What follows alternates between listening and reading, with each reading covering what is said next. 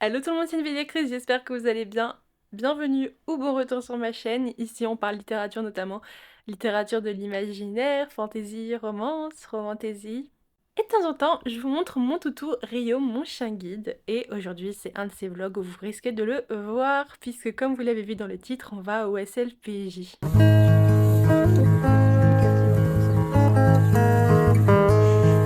Le SLPJ, c'est le salon de la presse et de la littérature jeunesse qui se trouve à Montreuil, à côté de Paris. On est mercredi soir, je vous fais l'intro la veille, c'est le premier jour du salon du livre, je n'y ai pas été aujourd'hui, j'avais cours toute la journée, mais demain, j'y vais, la journée est banalisée, et je vais pour la première fois de ma vie au SLPJ, sachant que je rêve d'y aller depuis super longtemps, parce que littérature jeunesse, littérature ado, j'adore ça, voilà. J'ai tellement hâte d'aller à la rencontre notamment des éditeurs sur les stands parce que c'est toujours tellement intéressant de discuter avec les personnes qui tiennent les stands. J'ai hâte de voir tous les livres. Je sais qu'il n'y aura pas vraiment beaucoup d'auteurs, mais j'espère aller voir certaines conférences éventuellement, même si les plus intéressantes pour moi, je trouve, sont le vendredi. Mais bon, le vendredi, j'ai cours toute la journée, on peut pas tout faire malheureusement. Je serai de retour à l'IUT. Je suis trop excitée. Et même si je pense me tourner vers la librairie l'année prochaine, parce que j'ai envie d'arrêter les études pour l'instant et de travailler, de faire d'autres choses, de me consacrer à d'autres choses d'un point de vue plus personnel. Mais ça reste toujours super intéressant d'aller à la rencontre des éditeurs, notamment sur les stands, donc je suis trop contente. Ça va être mon tout premier gros salon parisien. Et là, je stresse quand même un petit peu. Voilà, je stresse notamment parce que c'est la première fois que je vais utiliser cette caméra, que là je tiens vraiment à bout mais portant. J'ai pas le petit truc pour la tenir comme je le ferai demain. J'espère que ce sera plus simple parce que ça fait vraiment mal quand je vous parle comme ça. Donc je vais peut-être pas beaucoup vous parler demain aussi, il y a peut-être un peu de ça. Mais j'ai trop hâte. Je suis en train de faire charger tous les appareils. Ma batterie externe, j'ai très peur de tomber en rade de batterie, mais très peur aussi de plus avoir de place sur cette carte SD qui est dans la caméra actuellement, sachant que je n'en ai qu'une pour l'instant. Je suis censée recevoir 128 Go de plus, mais demain, enfin vendredi, donc ce sera trop tard pour demain. Donc voilà, le stress d'utiliser pour la première fois cette caméra que j'ai reçue il y a vraiment pas très longtemps, donc j'ai déjà de base très peu utilisé, mais là en plus on va en extérieur, j'espère pouvoir vous tourner quand même quelques images sympas. Je vais sûrement croiser des camarades à moi l'après-midi, mais le matin, globalement. Enfin, je vais pas croiser de camarades, je serai pas tranquille, il y aura du gens.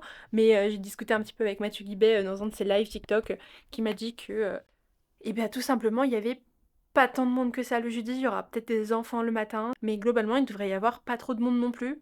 Donc je croise les doigts pour que ce soit le cas.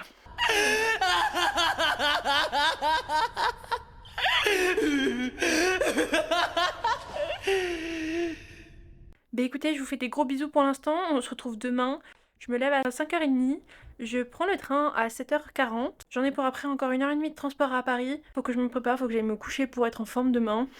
Puis je vais aller faire un petit câlin, mon chien.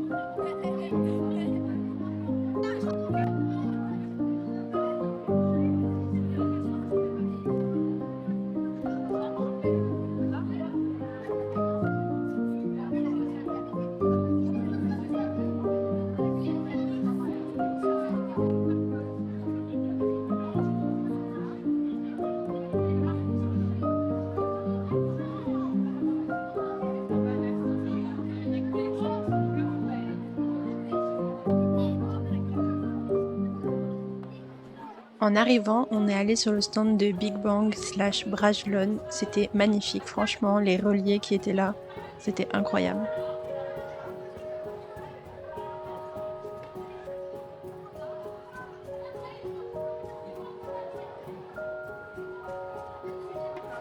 On est ensuite allé sur le stand de Gallimard Jeunesse.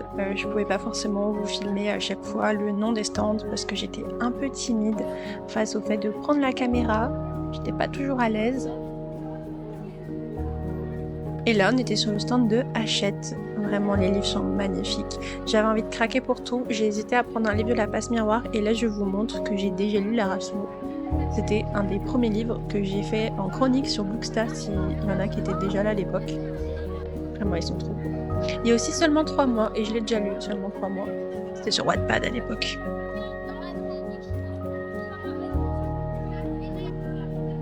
Je sais pas si vous avez remarqué à quel point il regarde sur les côtés pour être sûr qu'il m'emmène au bon endroit, il est adorable.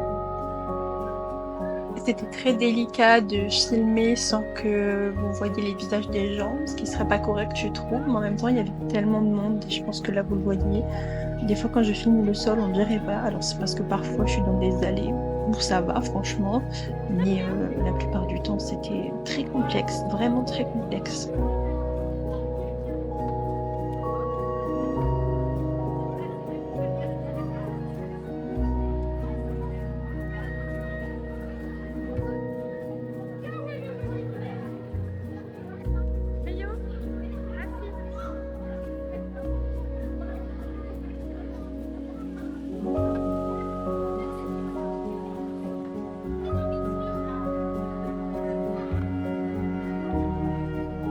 On est sur le stand de Lumen qui était vraiment magnifique. Je l'avais vu en photo sur les stories Instagram et il rendait vraiment très très bien. On a les personnages de Carnet de l'apothicaire et il y a un petit jeu que je vous montre juste après.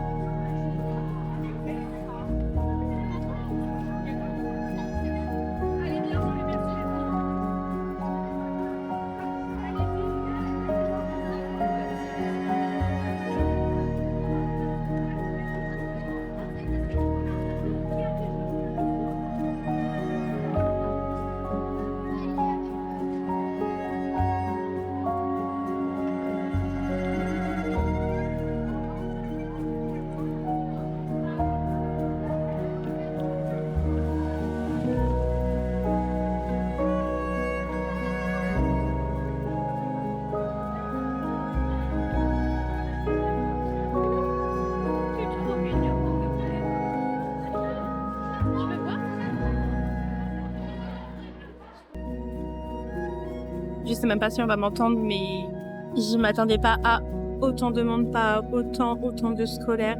C'est crevant, alors qu'on doit être là depuis 30-40 minutes grand maximum. Rio, il est KO. J'ai déjà plus d'eau, il a tout bu d'un coup là. Oh, ça a été une galère pour venir en plus. Ça se trouve, je parle dans le vent parce que vous m'entendez pas. Parce que l'adresse qui est sur Maps, c'est pas la bonne, c'est une autre adresse. Je suis KO déjà. Enfin, après, je me suis levée super tôt, forcément, faire un Lille-Paris, sachant qu'il y a beaucoup de transport et que j'arrive à Charles de Gaulle. Mais c'est... En fait, je suis dans une bulle pour les personnes handicapées, tout type de handicap, qui veulent se mettre un peu plus au calme. Il y a des livres en braille et compagnie. Bon, je lis pas le braille, hein, je sais pas. Mais c'est cool, c'est très bien. Il y a de l'audio-description aussi. Les personnes qui nous accueillent sont très sympas, ça c'est pas le problème. Mais même là, on entend le bruit comme pas possible. Va falloir que je regarde où est-ce que je vais aller manger aussi ce midi parce que j'ai pas emmené à manger. J'ai peut-être un petit peu faim. Je sais pas si je sors du salon ou pas. À voir. Je suis genre, il est KO, il s'est mis couché pour dormir. Attendez, je vous montre.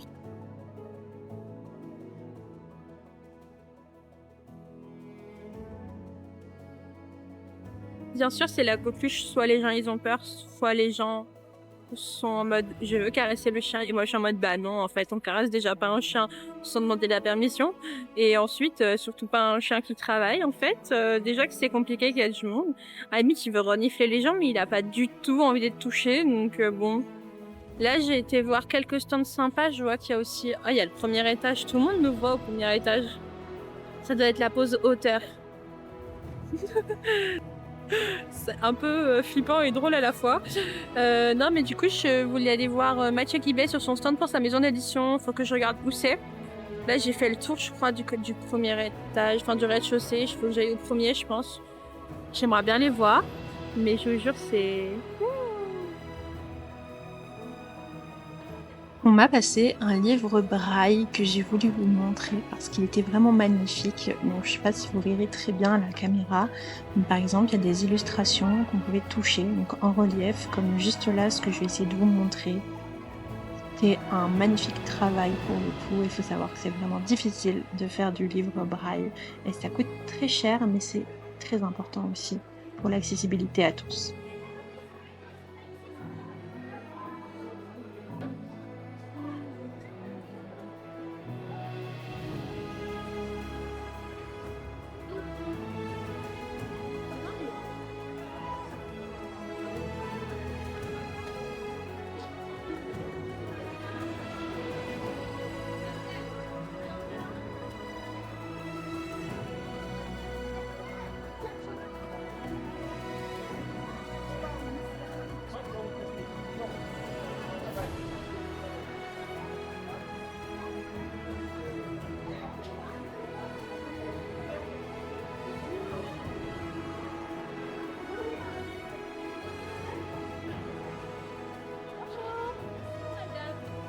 Le stand de Beta Publisher avec plein de romances LGBT, saphiques, il y a du thriller aussi, il y a vraiment plein de choses.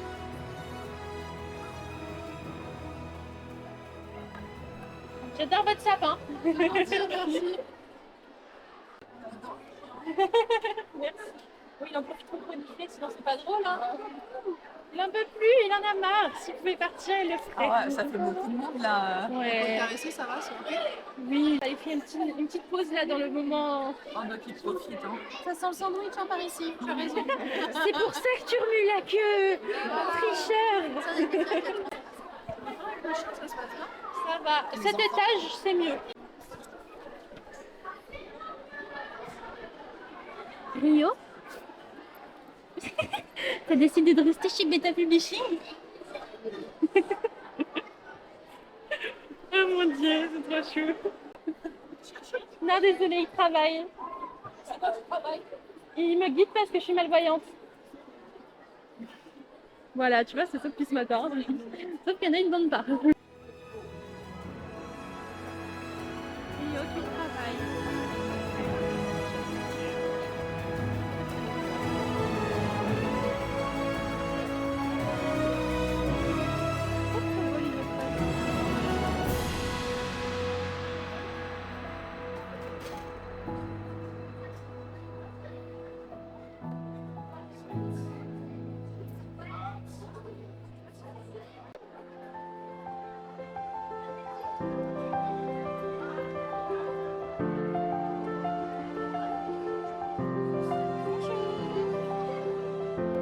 Je suis restée aussi un petit temps sur le stand des éditions du Chat Noir. J'ai discuté un petit peu après hors caméra avec Mathieu Guibé. Et là, on était trop contents d'être dehors. On n'en pouvait tellement plus qu'on est resté, je pense, 20 minutes comme ça. Moi, je suis fatiguée.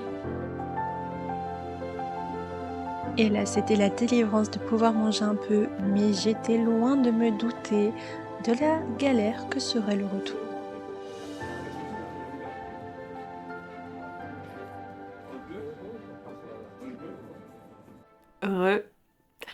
Je sais, ça fait peut-être une coupure soudaine entre juste avant et là ma tête, je pense que vous avez compris, on n'est pas le même jour.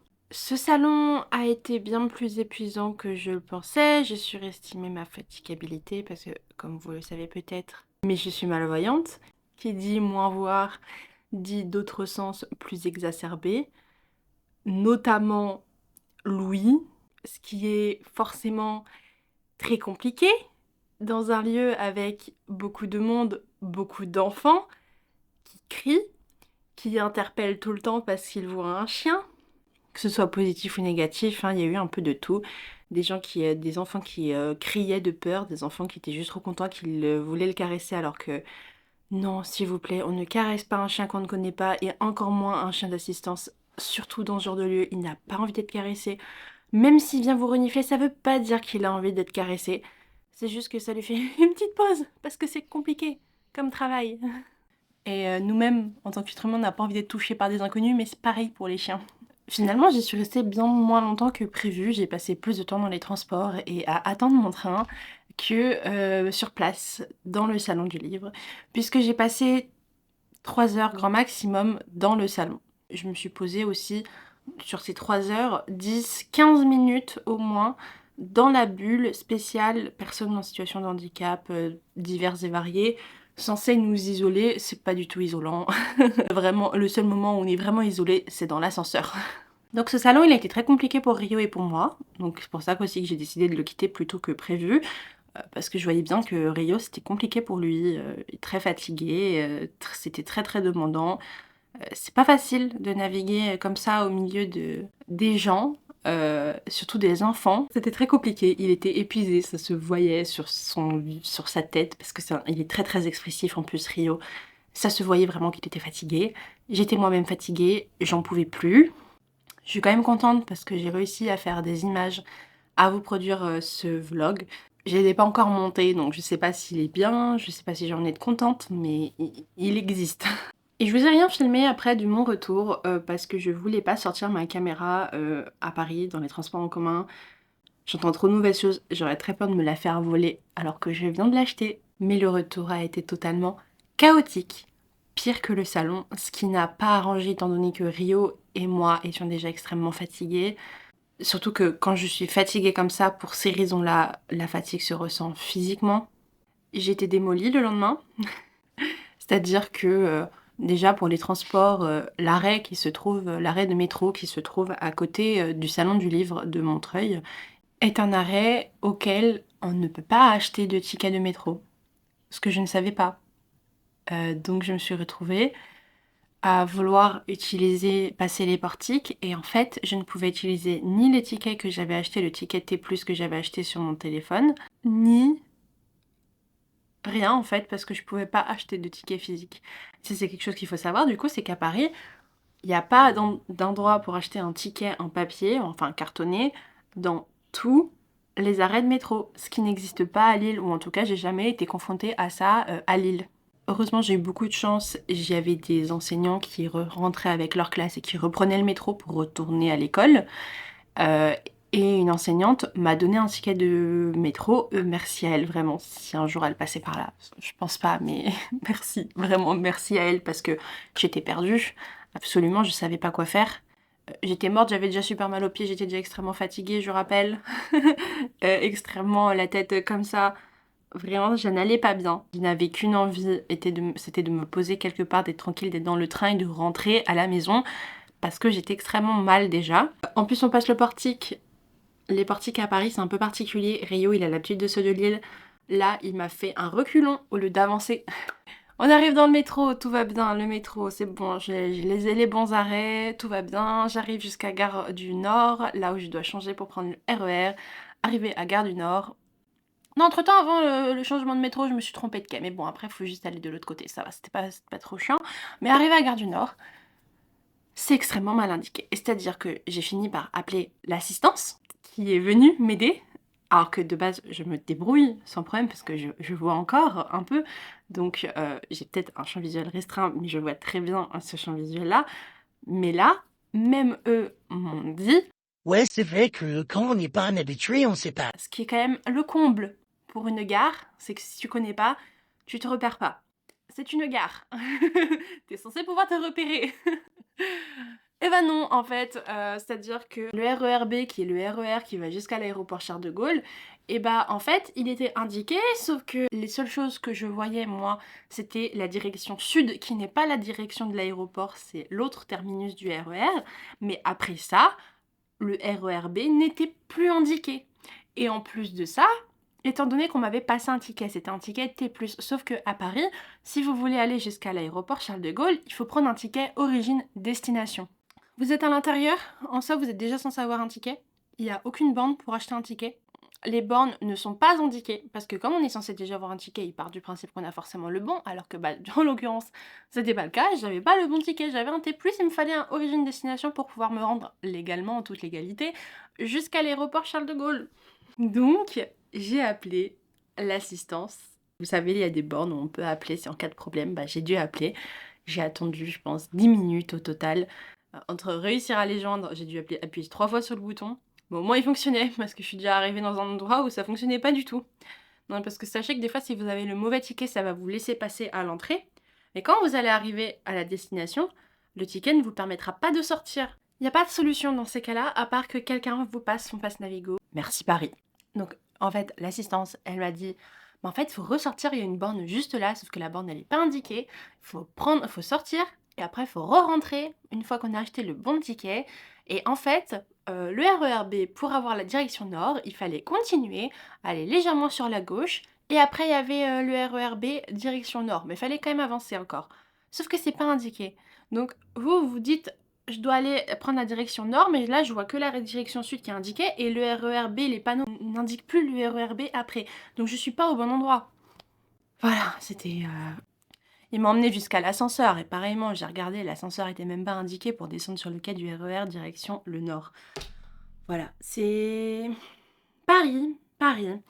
C'était pas une bonne expérience.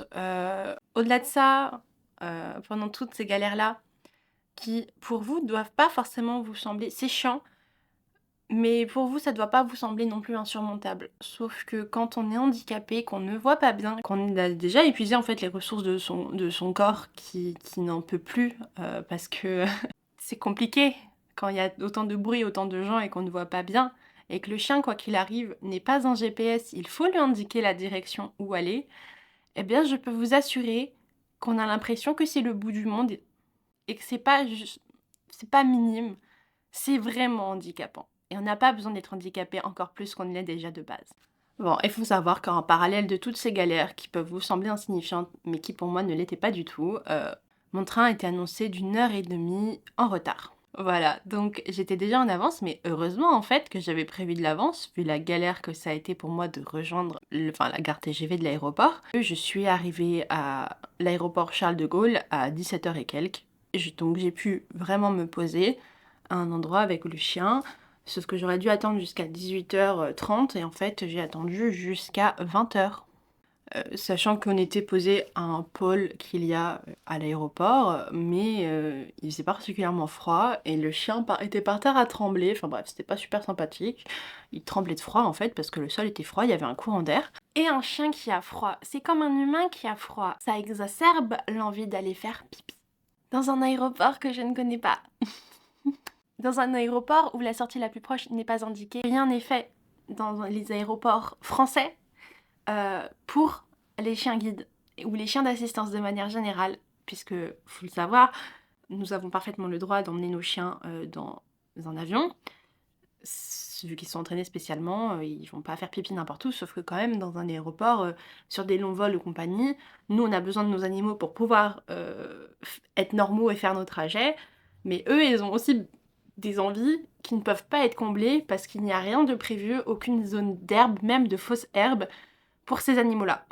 Ça existe, mais pas en France. Super, pays de l'accessibilité. J'ai dû galérer à trouver un endroit avec le stress de louper le train, parce que vous savez, quand le train est annoncé avec 1 h 30 de retard, s'il arrive avant, il repart avant. Et ça, vous pouvez pas le savoir tant que vous n'êtes pas sur le quai. Donc j'ai dû quitter la gare de TGV de l'aéroport pour me rendre à un des terminaux.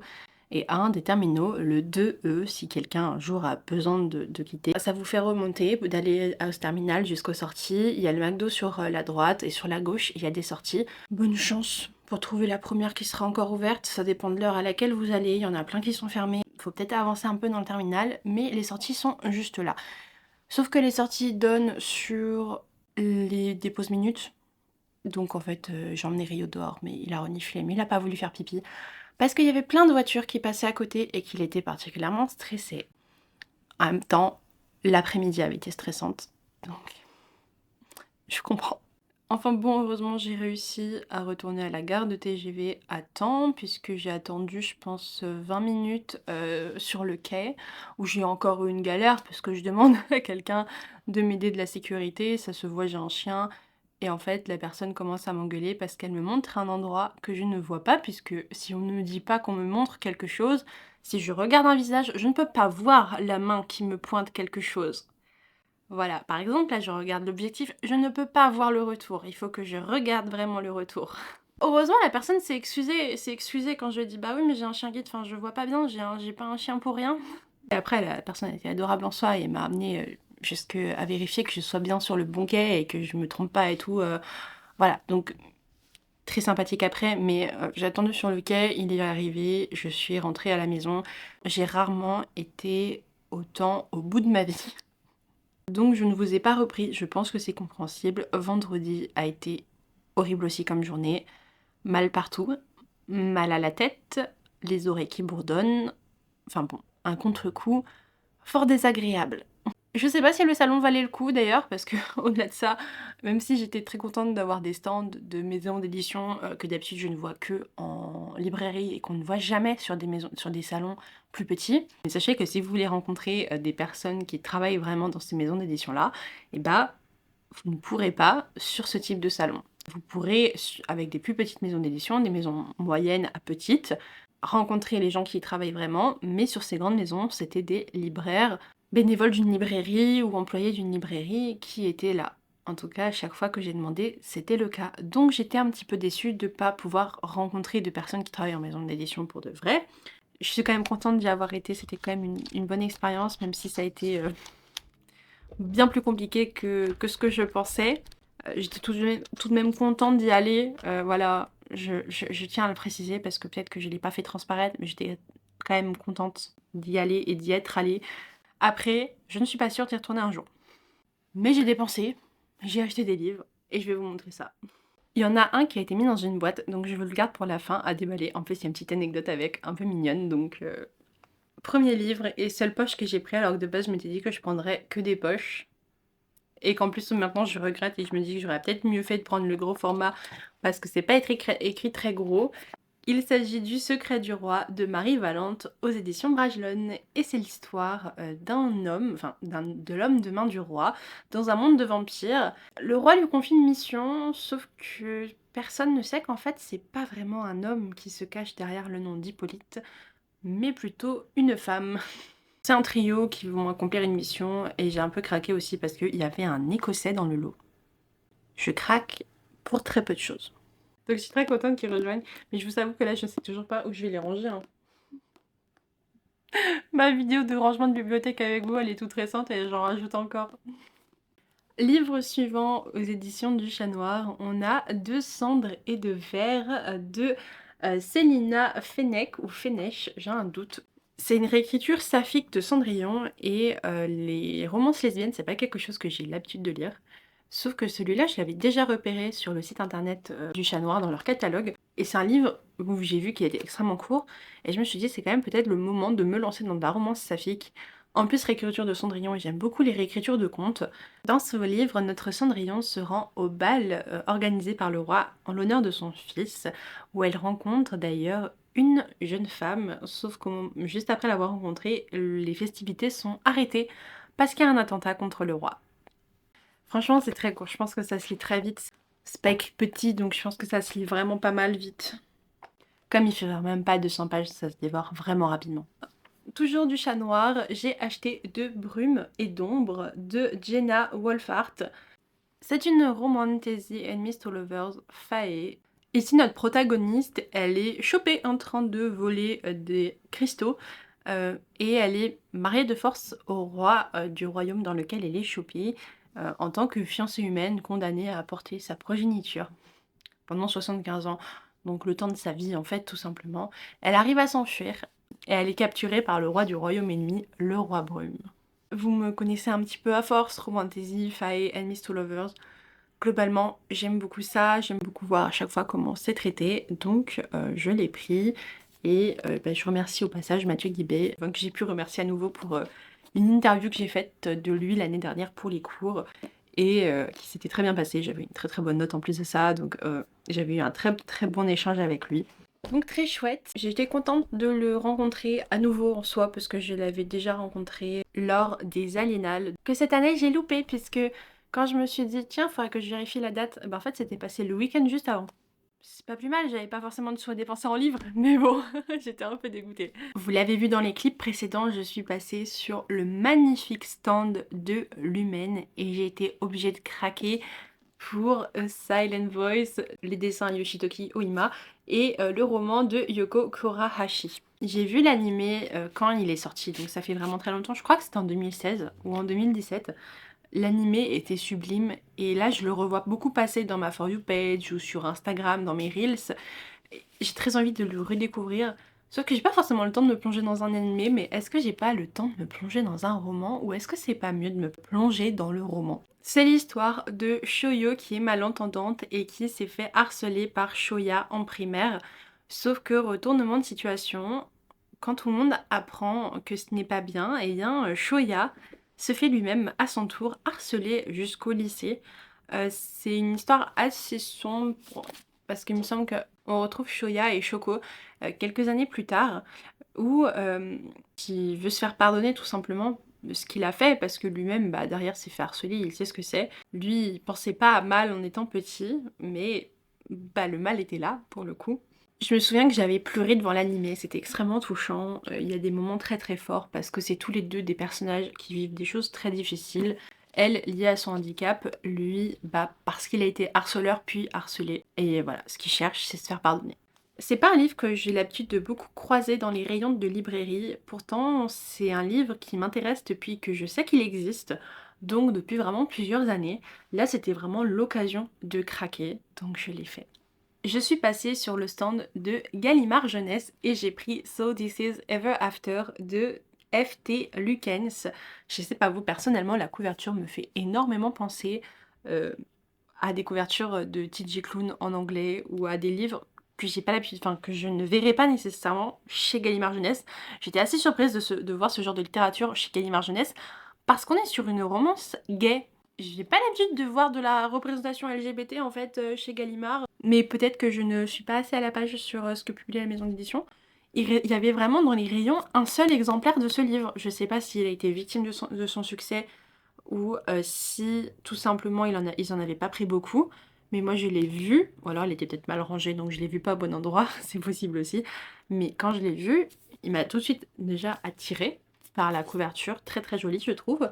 Et ensuite j'ai lu le résumé et c'est l'histoire d'un garçon, vous savez, les héros de fantasy qui doivent sauver le monde, sauf que lui, on le suit, il a fini de sauver son monde, et en fait il apprend qu'il a 3 mois pour trouver quelqu'un, une épouse, pour pouvoir devenir le roi, sinon je crois qu'il va lui arriver un truc pas très positif. Bon, en gros plutôt, il est déjà devenu roi du coup malgré lui en sauvant son royaume, et il lui reste 3 mois pour trouver l'amour de sa vie parce qu'il doit obligatoirement se marier.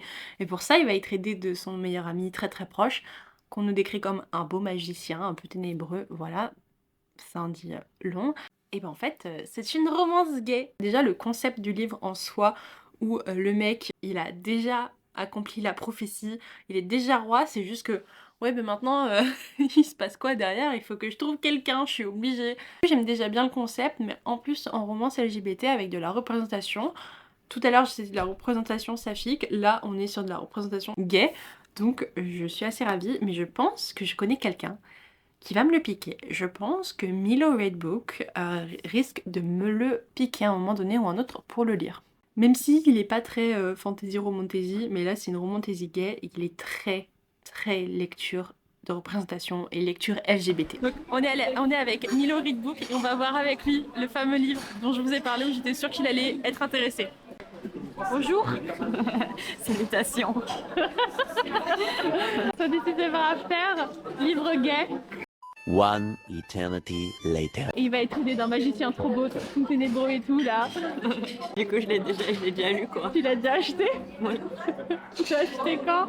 Quand on est allé en Angleterre ensemble en plus. C'est peut-être pour ça que ça me rappelait quelque chose du coup. Mais du coup, moi j'ai même pas attendu qu'il soit traduit quoi. Donc en fait je connais pas si mal que ça. J'avais raison en soi, il t'intéresse. Oui, et c'est un super auteur en plus.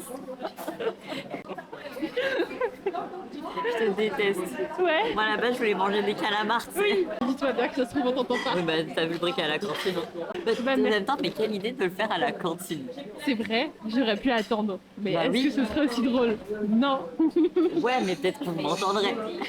Je sais pas. en Mais fait. du coup, un jour, il faudra, si tu veux, je te prêterai The Deep Water. Ouais, Qui du est même avec, auteur du coup. Ouais, du coup, c'est le même auteur, mais là, c'est des pirates. Ouh. Moi, c'est celui qui m'a fait découvrir parce que j'aime les pirates gays, tu vois. Oui. Donc, si vous aimez les lectures éclectiques, politiques, attention de gauche, très de gauche, LFI, voire NPA, mais aussi les romances gays, faut aller voir son compte. Il a enfin commencé à poster sur Bookstar. Enfin. Enfin. Il a souffert malheureusement pendant le voyage, mais j'ai été sur le stand de Beta Publishing et ils emballaient les livres qu'on achetait dans des boîtes comme ça avec un petit nœud, vous savez, c'est pas vraiment un nœud mais un peu Noël, mais je l'ai perdu avec le trajet malheureusement. J'avoue que sur le coup, j'avais pas vu sur leur stand que c'était Beta Publishing, juste j'ai vu livres à croquer, j'ai vu les boîtes, ça m'a assez intriguée et après, je me suis aperçue que c'était Beta Publishing. Je n'ai jamais lu de livres de chez eux, mais j'ai déjà beaucoup entendu parler de la maison d'édition, peut-être notamment chez Nina Quill, je pense que c'est elle, c'est typiquement le genre de maison d'édition que j'ai dû entendre chez elle. Il y a un moment de ça quand même, je pense, mais bon, c'était trop mignon. Je suis arrivée sur le stand pour faire le tour. Les dames qui étaient sur le stand étaient en train de manger et Rio et allaient se mettre sous leur table. C'était un des rares stands calmes et il y allait se mettre sous la table, il voulait plus bouger. En plus elle mangeait, ça sentait bon donc il était intéressé. Mais il était bien, au calme, il voulait pas bouger. Vraiment, je suis restée du coup, j'ai discuté un petit peu avec les dames qui gardaient le stand. Notamment l'autrice du livre que j'ai acheté, mais ça je savais pas que c'était l'autrice. On m'a demandé ce que je lisais et j'ai craqué pour leur première roman et seule romantasy du catalogue. Donc on va ouvrir ensemble la boîte. J'adore le concept en fait d'avoir une boîte comme ça.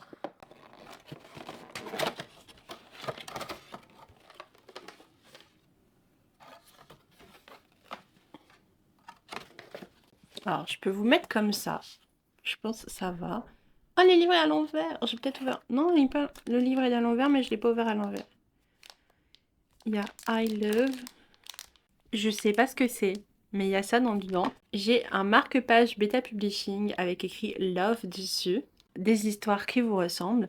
Sachant qu'il y avait beaucoup de romances saphiques LGBT de manière générale. Pas mal de représentations, mais je pense plutôt en romance contemporaine. Ils avaient peut-être quelques thrillers aussi. Donc ils le disent eux-mêmes, ils ont de la fantaisie à la romance en passant par le fantastique, le polar, le thriller, le young adulte, le jeunesse. On a un petit prospectus pour la maison d'édition avec des QR codes à l'intérieur et on a donc le livre que j'ai acheté et qui est donc à l'endroit. Bah dis donc, le soleil il vient, il part, il vient, il part, je suis désolée. Là je suis à la lumière naturelle donc forcément là le soleil il vient d'apparaître d'un coup, moi-même je suis un peu éblouie. J'ai donc pris Ad Mortem de Samantha Fetelson. C'est leur première romantasy. Dans ce livre, l'héroïne se réveille captive. Elle se souvient absolument de rien, sauf que petit à petit, tout va lui revenir. Et il s'avère qu'elle vient pas forcément de ce monde et qu'elle va devoir défier notamment le royaume de la mort. Je sais pas avec qui est la romantasy, on a quelques personnages de mentionnés derrière, un homme et une femme. Je sais pas si c'est saphique ou si c'est hétérosexuel pour le coup. Mais j'aime déjà pas mal la couverture. Je trouve qu'il y a un beau travail qui est fait quand même.